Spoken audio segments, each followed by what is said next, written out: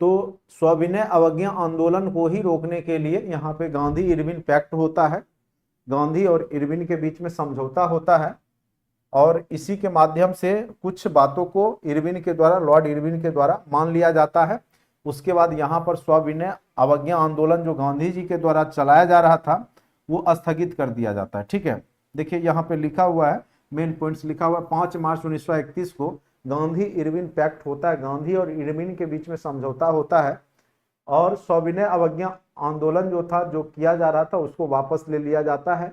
बाद में फिर शुरुआत हुआ लेकिन सफल नहीं हुआ।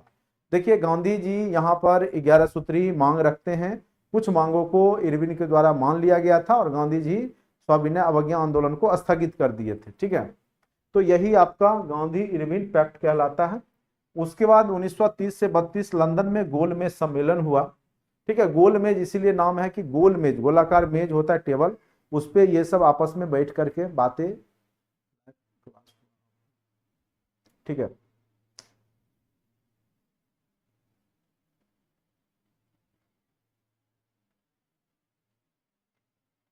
कई लोग को अब भी शक हो रहा है कि हमने शाम में क्लास लिया या नहीं लिया। ठीक है, अब बताइए।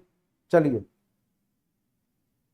1930-32। ठीक है, अब कई लोग बोल रहे हैं कि रात को भी क्लास नहीं होती है।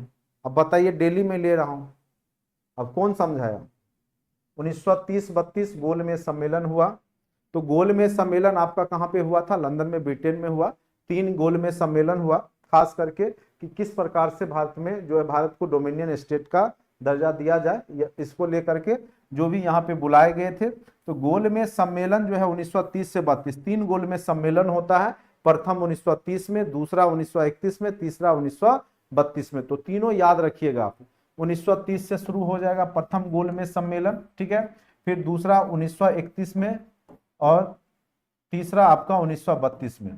तो 1930 में पहला में मुस्लिम लीग और आपके बाबा साहेब भीमराव अंबेडकर तो गए थे, लेकिन कांग्रेस के तरफ से कोई प्रतिनिधि नहीं गए थे, तो जिस कारण से यहाँ पे मान्य नहीं हुआ प्रथम गोलमेज। दूसरा गोलमेज सम्मेलन होता, उसमें कांग्रेस के तरफ से गांधी जी गए थे। ठीक है, तो कई बार पूछेगा किस गोलमेज सम्मेलन में गांधी जी गए थे, तो द्वितीय कांग्रेस का प्रतिनिधित्व करने के लिए द्वितीय गोलमेज सम्मेलन में गए थे 1931 ईस्वी में।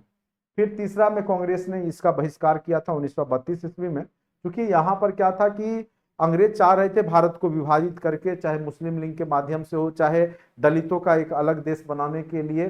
तो यहाँ पर दूसरा गोलमेज सम्मेलन जो हुआ है, उसी में फिर आप देखेंगे आगे चल करके जो है महात्मा गांधी और भीमराव अंबेडकर के बीच में, ठीक है, पूना पैक्ट होता है, जो कि दलितों के लिए वो अलग से डिमांड कर रहे थे कि जिस प्रकार से मुस्लिम लीग मुस्लिमों के लिए एक अलग जो है सांप्रदायिकता के आधार पर वहां पर बांटा गया था, तो उसी प्रकार से जो है दलितों को भी हिंदू से अलग करके एक अलग वोट का अधिकार या उसको दिया जाए। ठीक है, तो यहाँ पर गांधी जी के लाख मनाने पे फिर पूना पैक्ट में मानते हैं, और फिर कुछ रिजर्वेशन वहां पर दलितों को दी जाती है, और फिर जो है दलित जो है भीमराव अंबेडकर भारत अलग देश का डिमांड नहीं करते हैं।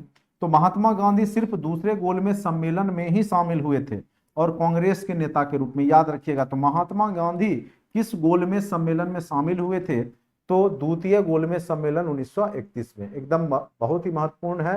तो किस गोलमेज सम्मेलन में पार्टिसिपेट किए थे गांधी जी? तो दूसरा गोलमेज सम्मेलन में। ठीक है, और भीमराव अंबेडकर एक ऐसे व्यक्ति हैं जो तीनों गोलमेज में गए थे। ठीक है, तीनों गोलमेज सम्मेलन में भीमराव अंबेडकर गए थे। तो मेन रूप से गोलमेज सम्मेलन का उद्देश्य ही था कि भारत को बांट करके जो है आपका शासन किया जाए। ठीक है, लेकिन गांधी जी मानने से इनकार कर दिए थे। फिर देखिए परिणाम असफल हुआ, प्रमुख कारण दलितों के लिए अलग निर्वाचन क्षेत्र की मांग। अब यहाँ पर जो था मेन रूप से जो भीमराव अंबेडकर दलित के लिए जो अलग निर्वाचन क्षेत्र सांप्रदायिकता के आधार पर मांग रहे थे, जिसको लेकर के गांधी जी ने आगे चल करके अनशन भी कर दिया था। और फिर आगे चल करके आप देखिएगा 1932 में पूना पैक्ट होता है, और पूना पैक्ट के माध्यम से दलितों की जो समस्या थी उसको दूर करने के लिए गांधी जी ने हर संभव आश्वासन दिया। और उसके बाद ही गांधी जी देखिएगा कि छुआछूत, दलितों के उद्धार के लिए हरिजन महासभा ये सब बनाते, हरिजन शब्द देते हैं, तो दलितों के लिए काम करते हैं यहाँ पर। ठीक है, तो ये याद रखिएगा जो 3 गोलमेज सम्मेलन कब कब हुआ, तो 30, 31, 32, पहला 30 में, दूसरा 31 में, तीसरा 32 में, ठीक है। 29, 30 ये क्या लिख रहे हैं, 29, 30 क्या है, 29, 30 ये आपका ईसवी सन है, ईसवी सन है 29, 30, 1930 ईस्वी में, 1931 ईस्वी में, 1932 ईस्वी में, ये ईस्वी है, ठीक है। चलिए इतना तो आप समझ ही सकते हैं, इसीलिए यहाँ पे हमने नहीं बोला। परिणाम क्या हुआ कि आपका असफल हो गया। प्रमुख कारण दलितों के लिए अलग निर्वाचन क्षेत्र की मांग हुई, ठीक है। अब आते हैं 1932 ईस्वी में रैमजे मैकडोनाल्ड सांप्रदायिक पंचांग की घोषणा हुई, ठीक है। दलितों के लिए पृथक निर्वाचन क्षेत्र की मांग की गई। महात्मा गांधी ने विरोध किया, आमरण अनशन शुरुआत कर दिया, अनशन पे बैठ गए। आगे चल करके फिर पूना पैक्ट होता है, मतलब महात्मा गांधी और किसके बीच में, अंबेडकर के बीच में एक समझौता हुआ जिसके तहत दलितों को रिजर्वेशन दी गई, ठीक। तो यहां पर याद रखिएगा कब हुआ, तो पूना पैक्ट अति महत्वपूर्ण है। पूना पैक्ट कब हुआ, 24 सितंबर 1932 को। किस चीज को लेकर के, जो दलितों के लिए अलग पृथक निर्वाचन क्षेत्र की जो मांग की जा रही थी उसको न मानते हुए, मतलब जो दलित थे उनको विशेष आरक्षण दी गई, उनका अलग से जो है निर्वाचन, पृथक निर्वाचन नहीं होगा जिस प्रकार से मुस्लिम का हो रहा था उस समय, ठीक है। मुस्लिम लीग के द्वारा जो पृथक निर्वाचन क्षेत्र की मांग की गई थी और उसको मान भी लिया गया था, तो उसी प्रकार से भीमराव अंबेडकर भी दलित क्षेत्रों के लिए, दलित लोगों के लिए एक अलग पृथक निर्वाचन क्षेत्र मांग कर रहे थे, जिसको कि यहां पर गांधी जी ने विरोध किया और फिर दोनों के बीच में समझौता हुआ, क्योंकि गांधी जी अनशन पे बैठ गए थे। चलिए, पृथक निर्वाचन तो नहीं, पर दलितों के लिए सीटों में वृद्धि। केंद्रीय विधानसभा में 18% तथा प्रांतीय विधानसभाओं में 79 से बढ़ करके 147 सीट कर दिया गया। जो भी आपका प्रांत स्तर पे विधानसभा था तो उसमें दलितों के सीटों को यहां पर बढ़ा दिया गया। दलितों की सीट 79 से कितना कर दी गई, 147। तो पूना पैक्ट एक ओवरऑल आप ये कह सकते हैं कि दलितों के लिए जो भीमराव अंबेडकर के द्वारा जो मांग किया जा रहा था कि उनके द्वारा क्या मांग किया जा रहा था, पृथक निर्वाचन क्षेत्र हो, पृथक निर्वाचन क्षेत्र की वहां दलित ही केवल वोट देंगे, दलित ही खड़े होंगे, इस तरीका से। तो वो कहीं ना कहीं फिर एक दलित जो है देश का डिमांड कर देंगे आगे चल करके। तो जिस प्रकार से मुस्लिम लीग शुरुआत में पृथक निर्वाचन क्षेत्र मांगी थी, फिर उसके बाद फिर वो पाकिस्तान ही बन गया। तो डर था इस बात का, इसको लेकर के फिर आगे चल करके समझौता हुआ। तो यही है आपका पूना पैक्ट। मेन रूप से गांधी और किसके बीच में हुआ, भीमराव अंबेडकर के बीच में हुआ। कब हुआ, 24 सितंबर 1932 को। तीनों गोल में सम्मेलन 30, 31, 32, ये याद रखिएगा, 24 सितंबर 1932, ठीक।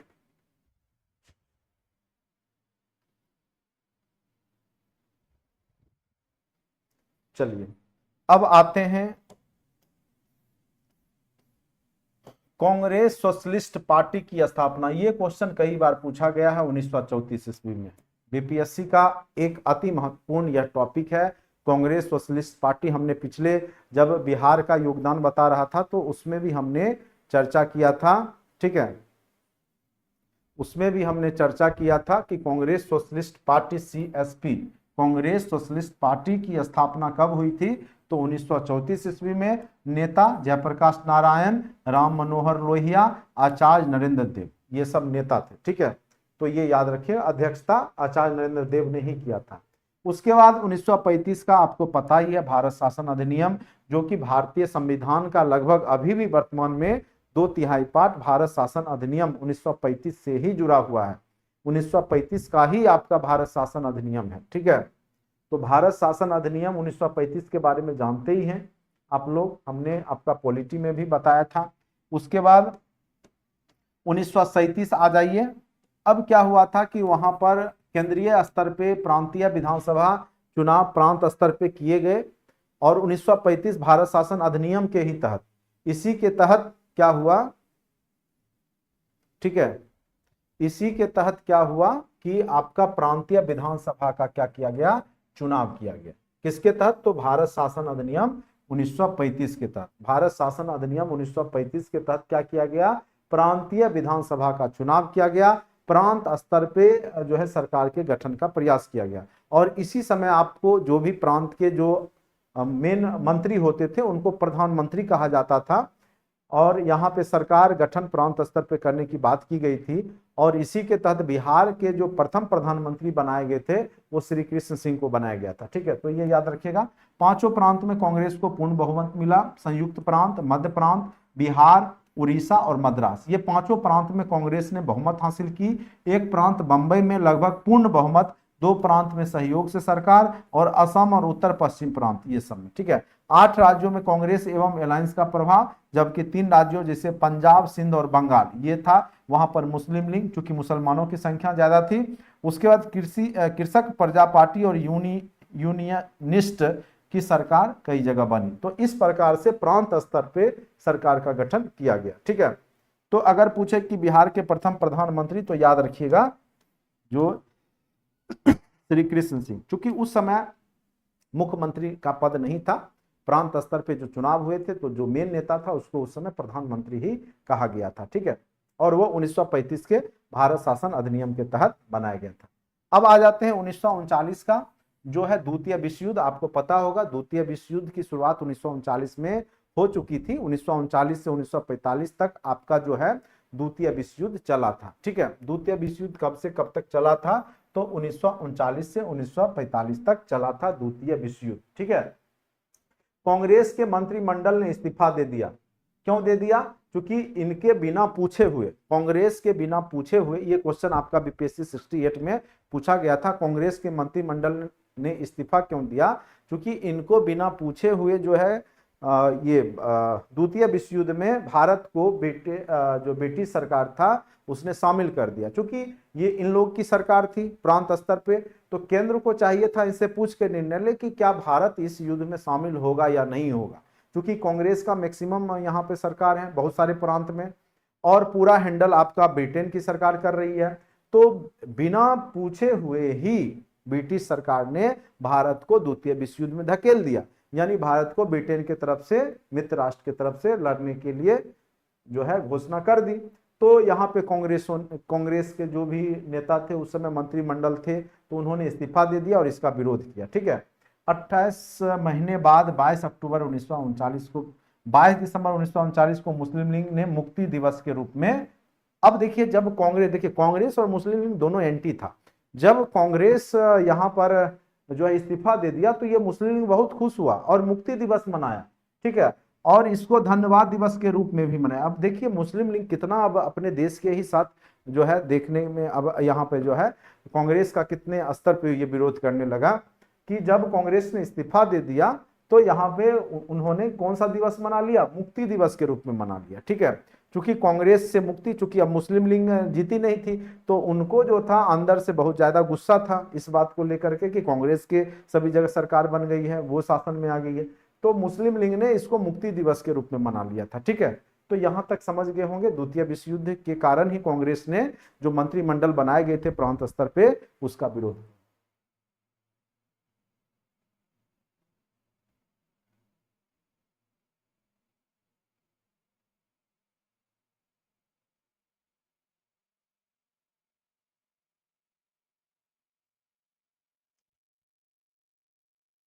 चलिए, तो यहाँ पे आप लोग समझ गए होंगे पूरे तथ्य को।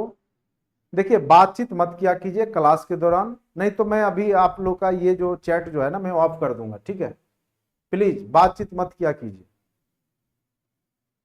और किसी को कुछ भी बोलने की आवश्यकता नहीं है। जिसको पढ़ना है पढ़िए, आपने ऐसे नहीं जुड़ा होगा, पहले आपने मेरा पहले 10-20 वीडियो देखा होगा, उसके बाद आप जुड़े हैं। दूसरा कोई क्या बोलता है नहीं बोलता है उसके चक्कर में मत रहे। ठीक है, वो एग्जाम के बाद जब रिजल्ट आएगा तब पता चल जाएगा, और जब एग्जाम में बैठेंगे उस दिन एकदम पूरा दिखाई देगा, और मेरा एक एक बात याद आएगा, इतना याद।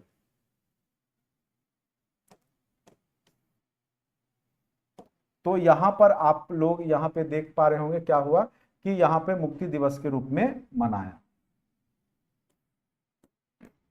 अब आ जाते हैं 1940। ठीक है, 1940 के बारे में जानेंगे। अगस्त प्रस्ताव, अगस्त प्रस्ताव क्या था, वायसराय लिनलिथगो के द्वारा यहाँ पे लाया गया, संवैधानिक सुधारों पे आधारित था। ठीक है, कि अब यहाँ पे उन्होंने कहा कि अगस्त प्रस्ताव के माध्यम से जो भी यहाँ पे प्रांत स्तर की सरकार है उसमें जो सुधार करने की बात इन्होंने कही। ठीक है, तो यहाँ पर फिर आगे चल करके व्यक्तिगत सत्याग्रह शुरुआत किया गया। ये अति महत्वपूर्ण टॉपिक है, कई बार पूछे जा चुके हैं कि व्यक्तिगत सत्याग्रह शुरुआत करने वाले प्रथम व्यक्ति कौन थे, तो विनोबा भावे। कौन थे? विनोबा भावे, व्यक्तिगत रूप से।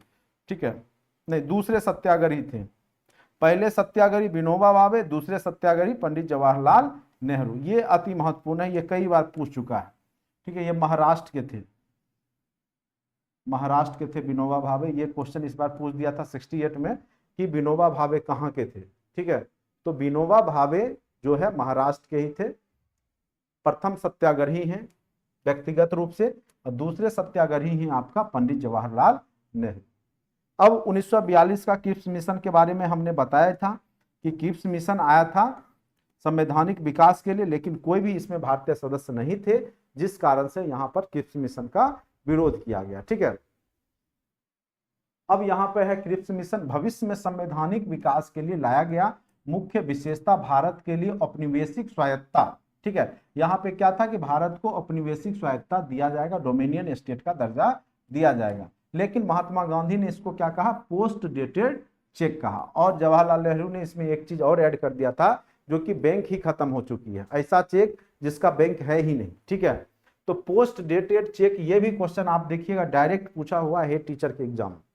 मैं जितना भी बोलता हूं कि कहां पूछा, आप जाकर के सर्च कर लीजिए, आप क्वेश्चन मिलाइए, देखिए निकलता है कि नहीं निकलता है क्वेश्चन। ठीक है,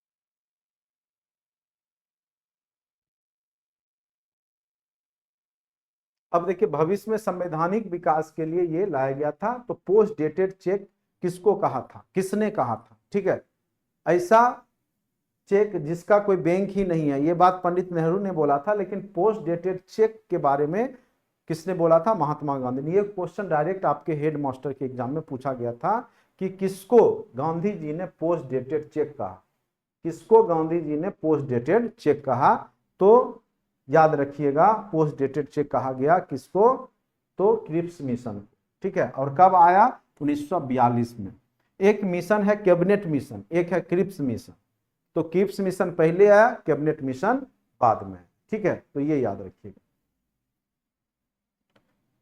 जो भी बातचीत आप लोग को करना है, मैं लास्ट में अब ऑन कर दिया करूंगा, जो भी बातचीत करना है वो कर लिया करेंगे। ठीक है, लेकिन क्लास के दौरान बातचीत नहीं कीजिए, क्योंकि और भी लोग हैं उनको डिस्टरबेंस होता है। ठीक है, आपकी जो समस्या है वो आप हमें बतावें, मैं कोशिश करूंगा कि उसका निदान करें। ठीक है, जहां तक हो। अब आप कहिएगा कि पूरा दिन हमें पढ़ाने के लिए, ये संभव नहीं है, मैं नहीं पढ़ाऊंगा पूरा दिन। ठीक है, मुझे क्वालिटी ऑफ एजुकेशन में विश्वास है, क्वांटिटी में नहीं है। भर दिन ले करके संज्ञा विशेषण कराने से कुछ नहीं हो जाए, मुझे पता है। वो पढ़िए नहीं पढ़िए, एग्जाम में ऐसे ही पास कीजिए। तो गलत जगह एनर्जी वेस्ट करने से कोई फायदा नहीं है। ले करके बैठा रहूं 10-20 क्वेश्चन पहले से सेट जो ग्रुप डी का उठा करके बैठा के पढ़ाते रहूं, उससे क्या होने वाला? क्वेश्चन यहाँ पूछेगा पोस्ट डेटेड चेक। देखिए ना, जितना भी एग्जाम हुआ है बीपीएससी का, क्वेश्चन निकालिए, देखिए मिलाइए, मिलता है कि नहीं मिलता है। चलिए 1942। अब आ जाइए, भारत छोड़ो आंदोलन के बारे में हमने आपको अच्छे से बताया है। 8 अगस्त 1942 को करो या मरो का नारा महात्मा गांधी ने ग्वालियर टैंक मुंबई से दिया था। ठीक है, तो 8 अगस्त 1942 याद रखिएगा, कहां पर भारत छोड़ो आंदोलन की शुरुआत हुई? तो महात्मा गांधी के द्वारा ग्वालियर टैंक मुंबई से हुई। और 9 अगस्त को प्रारंभ होना था। उन्होंने बोला था कि हम आप लोग को एक मंत्र देते हैं, करो या मरो। और फिर उसके बाद ही जो है अंग्रेज अधिकारी एक्टिव हो गए और वहां पर ऑपरेशन 0 आवर ले आया। ठीक है, ये ऑपरेशन के तहत जितने भी भारतीय राजनेता थे उनको गिरफ्तारी कर ली गई और उनको जेल में कैद कर दिया गया। ठीक है, तो कब भारत छोड़ो आंदोलन का नारा, या महात्मा गांधी ने कब करो या मरो का नारा दिया था, या किस आंदोलन के दौरान दिया था? तो 1942 का भारत छोड़ो आंदोलन के दौरान ही भारत छोड़ो आंदोलन के दौरान ही महात्मा गांधी ने करो या मरो का नारा दिया था। ठीक है, भारत छोड़ो प्रस्ताव कांग्रेस द्वारा पारित हुआ और ग्वालियर टैंक मुंबई के मैदान से गांधी जी ने यह बात बोला था। 9 अगस्त 1942 को भारत छोड़ो आंदोलन का प्रारंभ हुआ और फिर उसके बाद तुरंत जो है ऑपरेशन जीरो आवर आ गया और ब्रिटिश सरकार द्वारा 8 अगस्त के आधी रात को ही चला दिया गया था, जो कि 9 अगस्त को जो आपका होने वाला था करो या मरो भारत छोड़ो आंदोलन, तो 8 अगस्त को ही एक्टिव हो गई ये ब्रिटिश सरकार और कांग्रेस नेताओं के खिलाफ यहाँ पर सबको क्या कर लिया गया, कैद कर लिया गया। अब कई बार पूछेगा कि गांधी जी को कहाँ कैद करके रखा गया तो याद रखिएगा आगा खां पैलेस में महात्मा गांधी को बंद करके रख दिया गया। आगा खां पैलेस में गांधी जी को बंद करके रख दिया गया। आगा खां पैलेस में महात्मा गांधी को बंद करके रख दिया गया। उसके बाद वहीं पे जो था जयप्रकाश नारायण थे, उनको हजारीबाग जेल में, जयप्रकाश नारायण को हजारीबाग जेल में बंद कर दिया गया। कहाँ पे बंद कर दिया गया? हजारीबाग जेल में। किनको? तो जयप्रकाश नारायण को। ये भी क्वेश्चन आपका डायरेक्ट 68 में पूछा गया था कि किस जेल में जयप्रकाश नारायण या किस जेल से फरार हुए थे। तो आगे चल करके दीपावली के दिन ये यहीं से फरार हो जाते हैं और कहाँ चले जाते हैं? नेपाल के तराई वाले भाग में बकरे का टापू जगह है और वहीं पर, ठीक है, आजाद दस्ता का गठन करते हैं और छापामार युद्ध के माध्यम से अंग्रेजों का विरोध करते हैं। ठीक है, ये सब अति महत्वपूर्ण लाइन है, बीपीएससी बार बार पूछा है फिर पूछेगा। और यह स्वतः स्फूर्त प्रकृति, जब आपका नेतृत्व विहीन हो गया, जब नेता सबको कैद कर लिया गया तो यह स्वतः ही स्फूर्त हो गया, यानी जनसामान्य लोगों ने यहाँ पे भागीदारी करना शुरू कर दिया। ठीक है, आगे चल करके यहाँ पर बहुत सारे जो अन्य नेता भी हैं जो पार्टिसिपेट किए, खास करके महिला में ये भी क्वेश्चन पूछा था। ठीक है, उषा मेहता पूछा था कि रेडियो का संचालन किसने किया था। ये डायरेक्ट क्वेश्चन बीपीएससी में पूछा था 67 या 68 में, आप देख लीजिएगा 67 68 का क्वेश्चन, तो उसमें दिखेगा। तो यहाँ पर उषा मेहता ने यहाँ पर जो है रेडियो के माध्यम से क्रांतिकारी गतिविधियों को आगे बढ़ाया था। आजाद दस्ता बनाया था जयप्रकाश नारायण, लेकिन रेडियो के माध्यम से जो है उषा मेहता ने और अरुणा आसफ अली ने जो है यहाँ पर आंदोलन का एक नया रूप दिया था। ठीक है, अब आज जयप्रकाश नारायण ने आजाद दस्ता का निर्माण किया, फिर जगह जगह समांतर सरकारें बनाई गई, जैसे महाराष्ट्र में सतारा में बनाया गया जो सबसे लंबा समय तक चला था। ठीक है, उसके बाद बलिया में, यूपी में चित्तू, ये अति महत्वपूर्ण, सबसे पहले सरकार यहीं बना था बलिया में ही, जो यूपी में है बलिया, चित्तू पांडे के द्वारा सरकार बनाया गया था। लेकिन सबसे लंबा समय तक सरकार सतारा महाराष्ट्र। अब कहिएगा ये सरकार क्या बना? अपने मन से जो भी अपने आप को सरकार बना करके ब्रिटिश सरकार का विरोध करना शुरू कर दिए थे। ठीक है, तो ये समानांतर सरकार बना दी गई थी। तो बलिया में सबसे पहले बनाया गया था चित्तू पांडे के द्वारा। ठीक है, और सबसे लंबे समय तक रहा था आपका महाराष्ट्र में।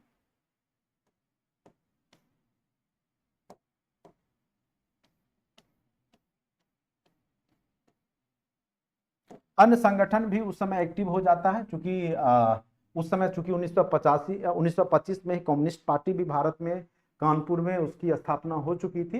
तो कुछ संगठन जैसे भारतीय कम्युनिस्ट पार्टी, हिंदू महासभा, इन आंदोलन को समर्थन नहीं किया। ठीक है, इन्होंने समर्थन नहीं किया था भारत छोड़ो आंदोलन को। क्यों नहीं किया था कम्युनिस्ट पार्टी ने? चूंकि कम्युनिस्ट पार्टी जो थी यहाँ पर देखिए मेन रूप से क्या था कि कांग्रेस जो था वो जमींदारों का समर्थन लेना चाहती थी और किसानों के पक्ष में उतना नहीं रहती थी।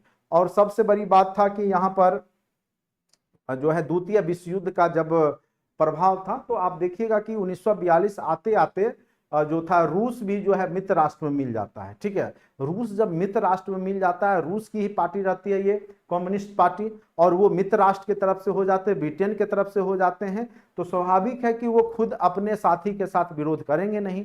तो चूंकि मॉस्को से ही कम्युनिस्ट पार्टी का हैंडल होता था, ठीक है, मॉस्को से ही कम्युनिस्ट पार्टी का हैंडल होता था और रूस था ब्रिटेन के साथ में मिल चुका था, तो वो भारत में अंग्रेजों का खिलाफ करना बंद कर दिया। ठीक है, तो इस कारण से आप देखिएगा कि 1942 के भारत छोड़ो आंदोलन के दौरान जो है कम्युनिस्ट पार्टी ने समर्थन नहीं दिया या पार्टिसिपेट नहीं किया था। और फिर जो आपके जो किसान नेता थे उन्होंने भी पार्टिसिपेट नहीं किया था यहाँ पर। ठीक है, तो ये याद रखिएगा, भारत छोड़ो आंदोलन के दौरान ना ही किसान नेता पार्टिसिपेट किए थे और ना ही कम्युनिस्ट पार्टी ने यहाँ पे समर्थन दिया था या पार्टिसिपेट किया था। ठीक है। लुई फिशर जो अमेरिकी पत्रकार हैं वो इसी आंदोलन के दौरान रिपोर्टिंग करने आए थे।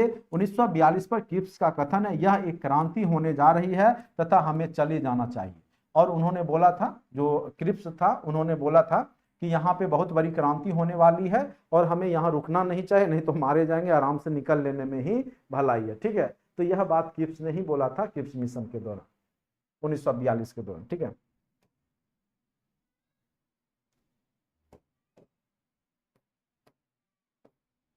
चलिए भारत छोड़ो आंदोलन को हमने समझा दिया। अब अंतिम ही दौर में है हम लोग और यही सब क्वेश्चन बार बार पूछे जाएंगे आपका।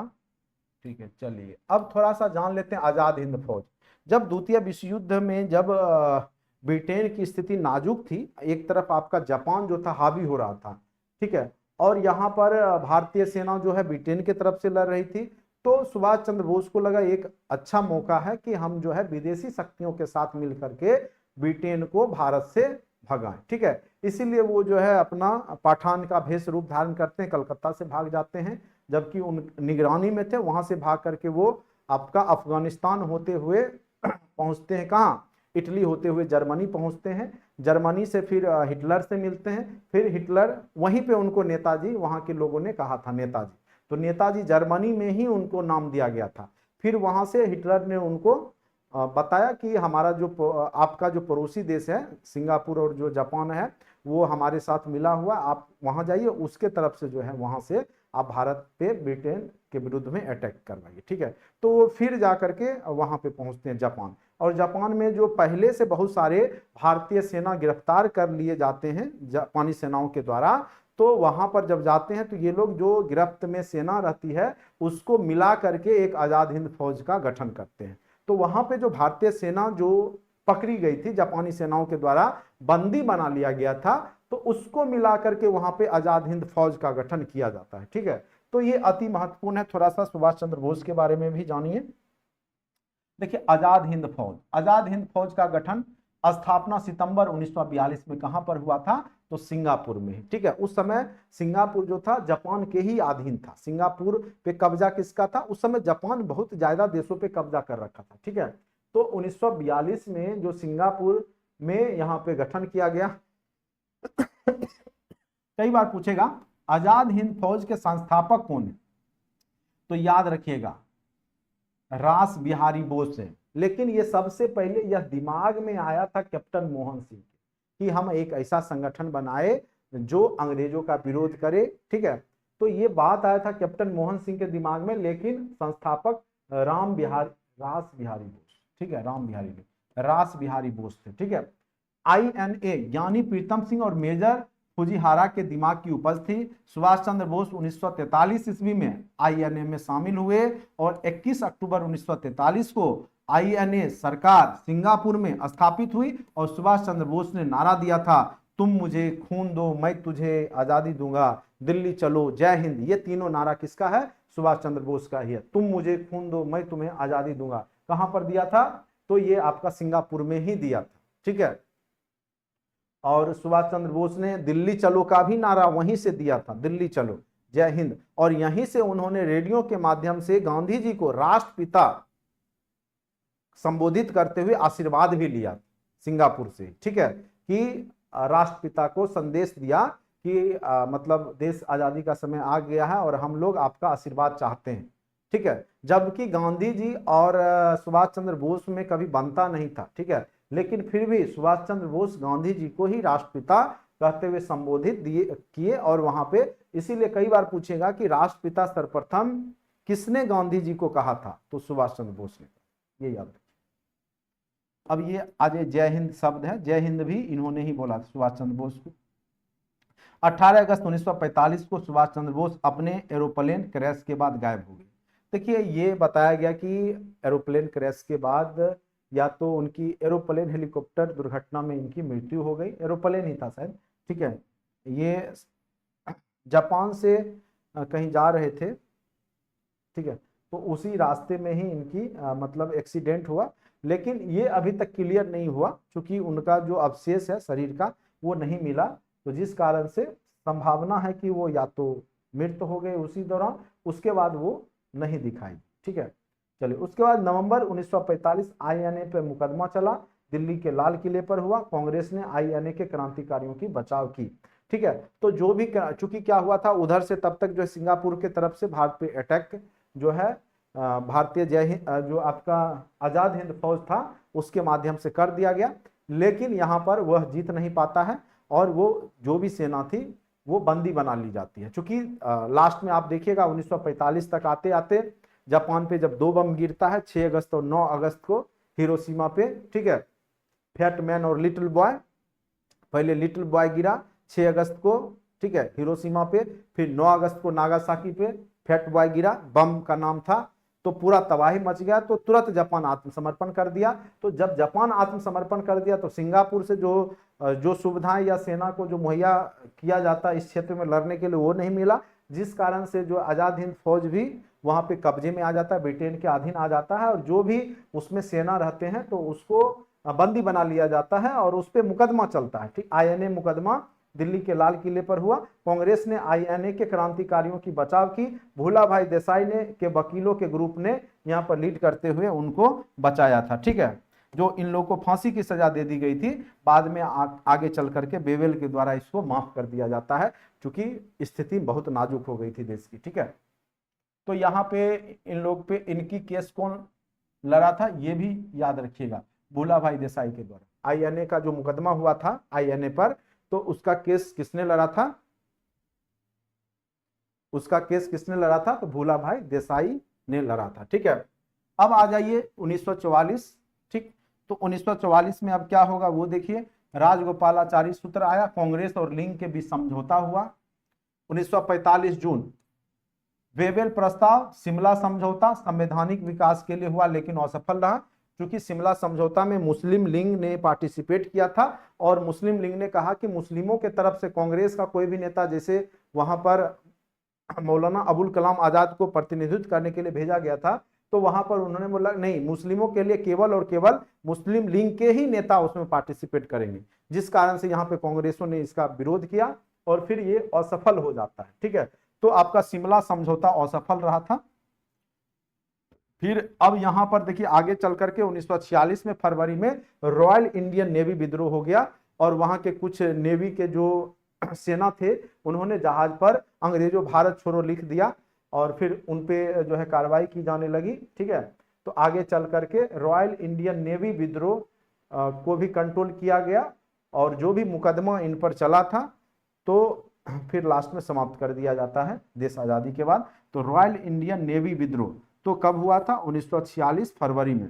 क्या लिख दिया गया था जहाज पर, इन्होंने लिख दिया था, जो सेना थी आपका नेवी का, उन्होंने लिख दिया था अंग्रेजों भारत छोड़ो। ठीक है, जिस कारण से इन पर मुकदमा चल गया था। अब 1946 में आपका कैबिनेट मिशन आया 3 सदस्य, ये कई बार हमने पिछले संविधान पॉलिटी में भी बताया, और यही जो है आपके देश में संविधान निर्माण की प्रक्रिया को पूरा करवाएगा और प्रत्येक 10 लाख पर पूरे देश से एक प्रतिनिधि चुने गए जो संविधान सभा का में भाग लिया और संविधान के निर्माण को पूरा करवाया। तो संविधान को बनने में 2 वर्ष 11 महीने 18 दिन का समय लगा। ये भी क्वेश्चन आपके बीपीएससी 68 में पूछा गया था। ठीक है, अब देखिए इसके कौन कौन से सदस्य थे, पैथिक लॉरेंस थे, उसके बाद आपके अलेक्जेंडर थे, ठीक है, उसके बाद क्रिप्स थे। तो ये तीनों सदस्य जो इसके सदस्य थे, AB Alexander, Pethick Lawrence, Stafford Cripps, ये तीनों आपके किसके सदस्य थे, तो कैबिनेट मिशन के सदस्य थे।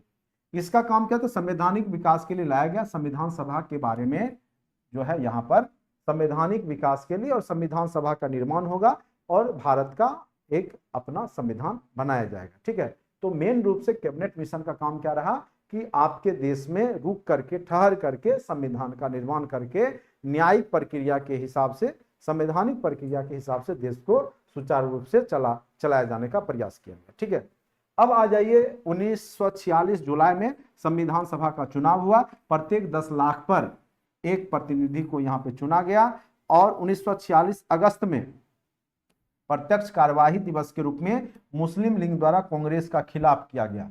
ठीक है, तो देखिएगा 9 अगस्त को जो है जब प्रथम बैठक होता है संविधान सभा का, तो वहां पर सबसे पहले उनका उद्देश्य इसमें पार्टिसिपेट करना नहीं था, उनका उद्देश्य था ज्यादा से ज्यादा विरोध करना, इसीलिए वो मुस्लिम लीग जो है 1946 में 9 अगस्त को सभा में शामिल हुए।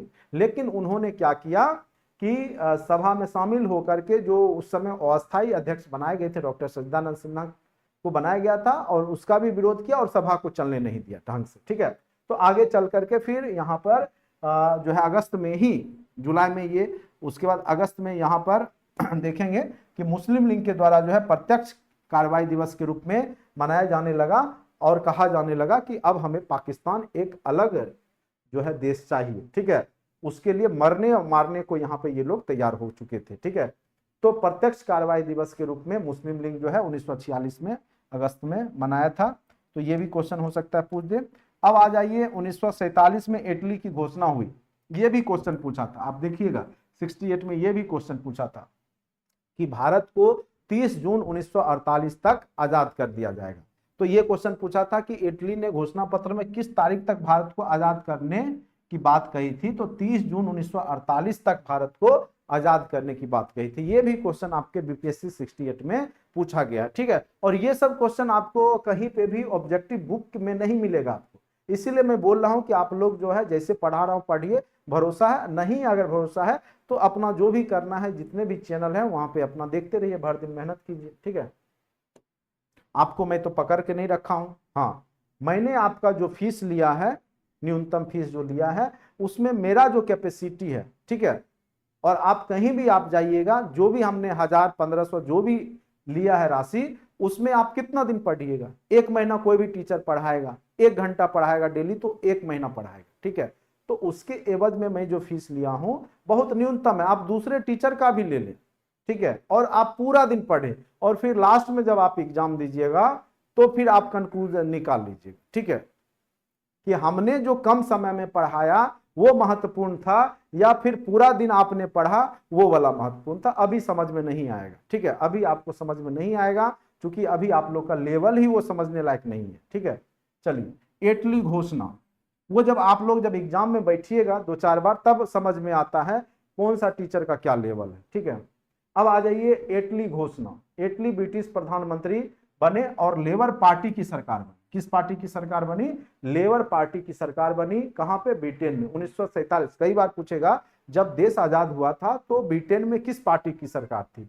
लेबर पार्टी की सरकार थी, और इटली प्रधानमंत्री बने थे, और उन्होंने घोषणा किया था कि भारत को 30 जून 1948 को आजाद करेंगे। ठीक है, हम लोग भारत को छोड़ देंगे। लेकिन उससे पहले ही भारत को छोड़ना इनकी मजबूरी हो गई। ठीक है, क्योंकि दंगा फसाद बढ़ चुका था। 3 जून 1947 को माउंटबेटन प्लान आया, और भारत को विभाजन और 2 राष्ट्र सिद्धांत यहां पर दिए गए।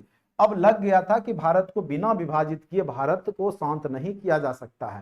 शुरुआत में तो गांधी जी बहुत प्रयास किए कि दोनों मुस्लिम लीग और जो है कांग्रेस मिल करके, और यहां तक कि गांधी जी ने यह भी बोल दिया था कि मोहम्मद अली जिन्ना को ही सरकार बनाने का मौका दिया जाए। लेकिन आगे चल करके जो है जवाहरलाल नेहरू और जो गृह मंत्री थे सरदार वल्लभ भाई पटेल, उन्होंने गांधी जी का विरोध किया, और फिर जाकर के यहाँ पर द्विराष्ट्र सिद्धांत आ गया कि अब बनेगा ही एक भारत और एक पाकिस्तान, चूंकि मुस्लिम लीग मानने के लिए तैयार नहीं था। ठीक है, तो माउंटबेटन प्लान आया भारत के विभाजन और 2 राष्ट्र सिद्धांत के बारे में। यहाँ पर कब आया? तो 1947 में, 3 जून 1947 को। 18 जुलाई 1947 को भारतीय स्वतंत्रता विधेयक ब्रिटिश संसद द्वारा पारित कर दिया गया, और 14 अगस्त 1947 को आपका प्यारा पड़ोसी देश पाकिस्तान का निर्माण हो गया, और 15 अगस्त 1947 को जो है आपका देश स्वतंत्र हो गया, और नियति के साथ साक्षात्कार का मिलन हुआ।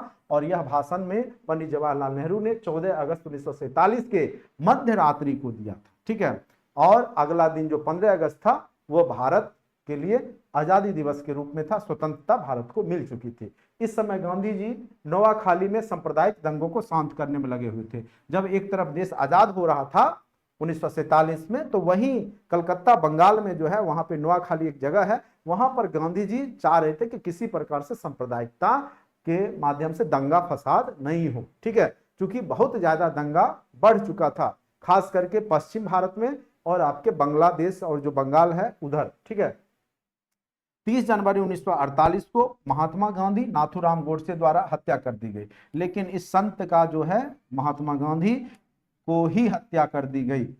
ठीक है, 30 जनवरी 1948 को एक यह काला अध्याय भारतीय इतिहास में जुड़ गया, महात्मा गांधी की हत्या। ठीक है, जिसने पूरा जिंदगी अपने आप को निछावर कर दिया, तो उनको क्या मिला इनाम स्वरूप? तो हमने उनको क्या किया कि गोली से हत्या कर दी, हमारे ही देश के लोगों ने किया।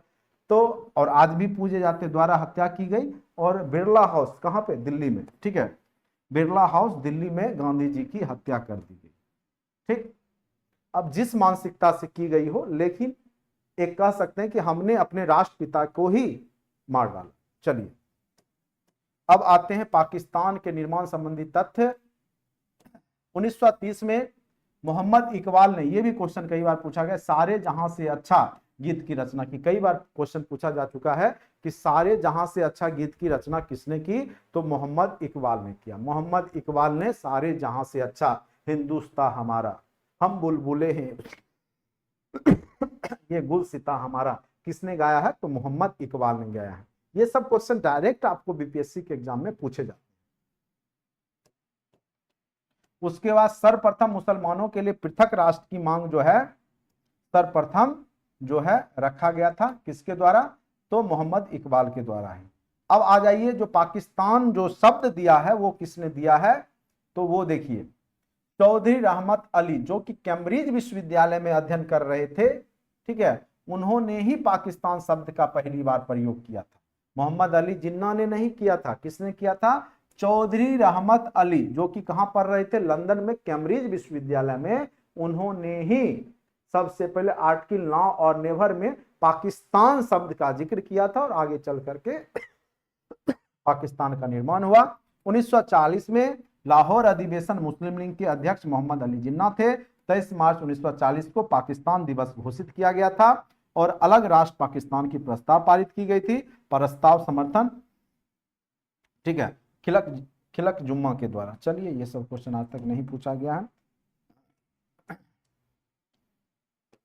देशी रियासतों का एकीकरण, तो बहुत सारे, जो ब्रिटिश भारत था, तो उस समय जो ब्रिटेन के अधीन था वो तो ब्रिटिश भारत था, लेकिन लगभग 500 कुछ जो संख्या में था वो देशी रियासतें थी। 500 कितना? 562। ठीक है, 562 की संख्या में देशी रियासत था, जिसमें 559 तो आसानी से मिल जाएगा, लेकिन 3 जो है आपका नहीं मिलता है। ठीक है, एक आपका हैदराबाद, दूसरा जूनागढ़, तीसरा जम्मू कश्मीर। ठीक है, बाद में बहुत बड़ी मशक्कत के बाद जूनागढ़ और जो है हैदराबाद को भारत में मिलाया गया था। आजादी के समय भारत में लगभग 562 देशी रियासत थे, जिनका एकीकरण में सरदार पटेल की, इसीलिए तो इनको आयरन मैन, लौह पुरुष भी कहा जाता है। किसको? तो सरदार वल्लभ भाई पटेल को। और 3 देशी रियासतों का एकीकरण बाद में हुआ। ठीक है, तीन जो, मतलब आजादी के बाद ये 3 जो आपके देशी रियासत थे, हैदराबाद, जूनागढ़ और जम्मू कश्मीर, उसको भारत में विलय किया गया। जम्मू कश्मीर अक्टूबर 1947 में विलय पत्र के माध्यम से आजादी के बाद, जूनागढ़ फरवरी 1948 में जनमत संग्रह के द्वारा, हैदराबाद सितंबर 1948 में सैन्य कार्यवाही ऑपरेशन पोलो द्वारा। तो कई बार पूछेगा ऑपरेशन पोलो क्या चीज से संबंधित है?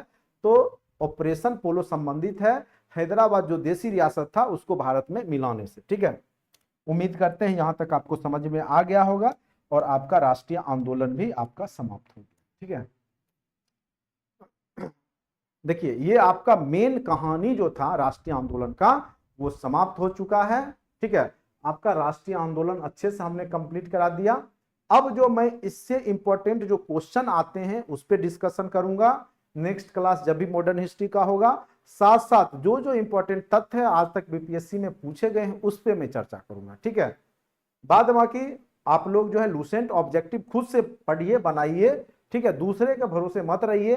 भर दिन आकर के ऑब्जेक्टिव हम सुना भी देंगे तो क्या होगा, वो काम आप खुद भी कर सकते। तो मेन तो आपके पास जो कॉन्सेप्ट था, जो कहानियां थी, जो राष्ट्रीय आंदोलन की किस प्रकार से वो आगे चला, वो जानकारी होना चाहिए था, वो हमने आपको दे दिया। ठीक है, बाद बाकी आप लोग की इच्छा, हमें फॉलो कीजिए या किसी अन्य टीचर को फॉलो करना है वो आपकी इच्छा, आप कीजिए, इसमें हम कुछ नहीं कह सकते।